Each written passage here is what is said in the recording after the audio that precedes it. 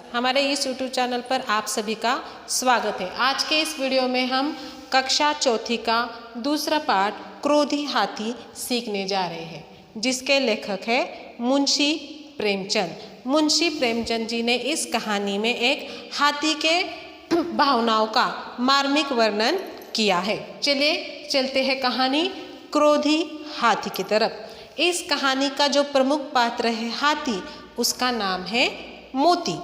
मोती राजा साहब की खास सवारी था। वह बहुत सीधा और समझदार था, लेकिन कभी कभी वह आपे से बाहर हो जाता था। इस वक्त वह किसी की कुछ भी नहीं सुनता था और इसी पागलपन में उसने एक दिन अपने महावत को मार डाला। राजा साहब ने यह खबर सुनी और उसकी पदवी छीन ली गई। अब वह राजा साहब की खास सवारी नहीं रहा। अब उसे कूलियों की तरह पत्थर ढोने पड़ते, लकड़ियाँ ढोनी पड़ती थी। रातीब बंद हो गया था। रातीब यानी क्या, जो खुराक आप लोग जानवरों को हर रोज़ देते हैं वो उसकी बंद हो गई थी। अब उसे कूलियों की तरह काम करना पड़ता था और रात को पीपल के पेड़ के साथ मोटी जंजीरों से बांध दिया जाता था।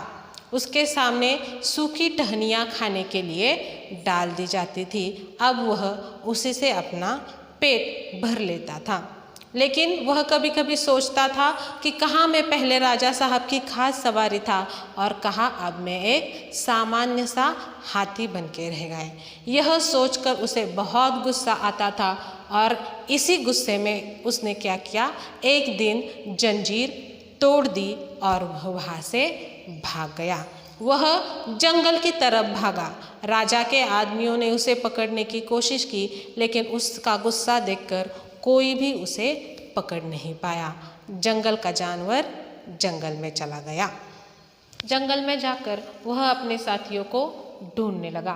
कुछ दूर आगे चलकर उसे हाथियों का एक झुंड दिखाई दिया। जैसे ही उन्होंने हाथियों की तरफ देखा, उन्होंने उससे मुंह फेर लिया। उसके गले में टूटी हुई रस्सी और पैरों में टूटी हुई जंजीर देखकर वो वैसे ही चले गए। उन्होंने मोती की बात तक नहीं सुनी। उनका कहने का मतलब शायद यह था कि तुम पहले गुलाम तो थे ही, अब एक नमक हराम गुलाम हो गए हो। यह बात मोती के मन में आते ही उसके मन में कुछ तो विचार शुरू हुए और वह महल की ओर चल पड़ा। जब वह महल की ओर जा रहा था, तभी उसे रास्ते में देखा कि राजा शिकारियों के साथ जंगल में ही शिकार करने के लिए आए हुए हैं। राजा को देखते ही वो एक बड़ी चट्टान के पीछे छिप गया।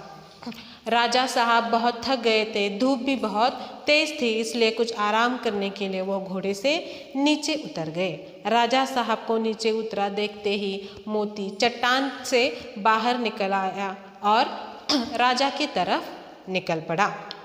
मोती को देखकर राजा साहब घबरा गए और दौड़ने लगे। मोती भी उनके पीछे दौड़ने लगा। अपने आप को बचाने के लिए राजा साहब एक छोटी सी झोपड़ी में छिप गए।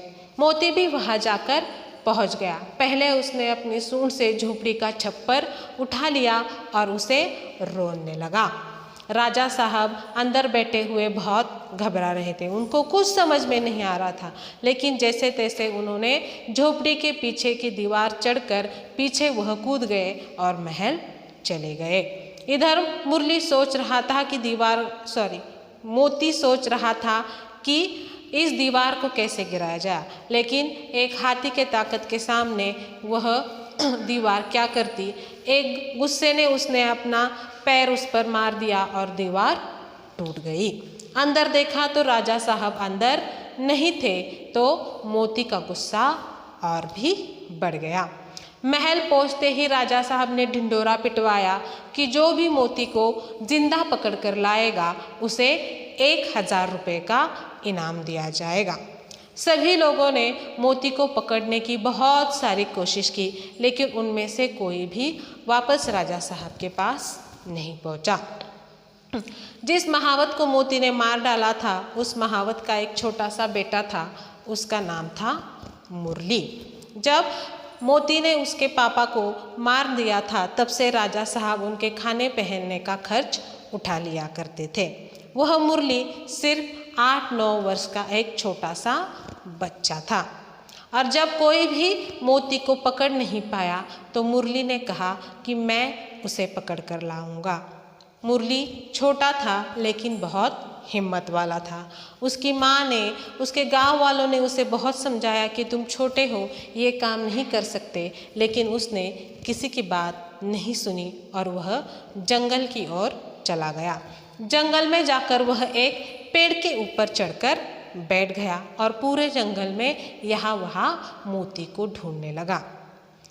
तभी उसे दिखाई दिया कि मोती उसी पेड़ की तरफ आ रहा है जिस पेड़ पर वह चढ़कर बैठा था।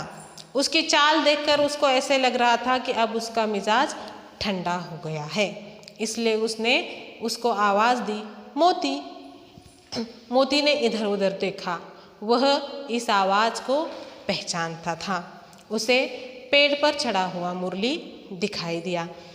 उसको उसके ऊपर बहुत दया आई कि इतना सा छोटा सा बच्चा, मैं इसको अपने सूंड से उठाकर अपने मस्तक पर बिठाया करता था। बेचारे के पापा को मैंने ही मार डाला। उसको उसके ऊपर दया आ गई और वह अपनी सूंड हिलाने लगा। मुरली समझ गया कि मोती अब शांत हो गया है। वह पेड़ से नीचे उतर गया और उसे कहा, बैठ जाओ।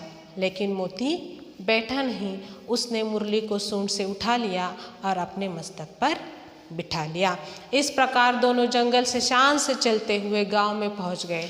सभी गांव वालों ने मुरली को मोती के मस्तक पर बैठा देखकर दांतों तले उंगली दबा ली। दांतों तले उंगली दबाना यानी आश्चर्यचकित होना। सभी लोग मोती को देखकर भागने लगे। तभी मुरली ने सभी को समझाया कि मोती अब शांत हो गया है, अब वह गुस्सा नहीं करेगा। तब सभी लोग उसके सामने आकर खड़े हो गए। अब गुस्सा करने वाला मोती गाय की तरह शांत हो गया था। राजा ने भी यह दृश्य देखा। राजा बहुत खुश हुए और मुरली को 1000 रुपये का इनाम दिया गया। उसे फिर से अपने पापा की जगह महावत बना दिया गया और मोती फिर से राजा साहब की खास सवारी बन गया। इस प्रकार इस कहानी से मुंशी प्रेमचंद जी हमें संदेश देना चाहते हैं कि प्यार से ही जानवरों को जीता जा सकता है। धन्यवाद।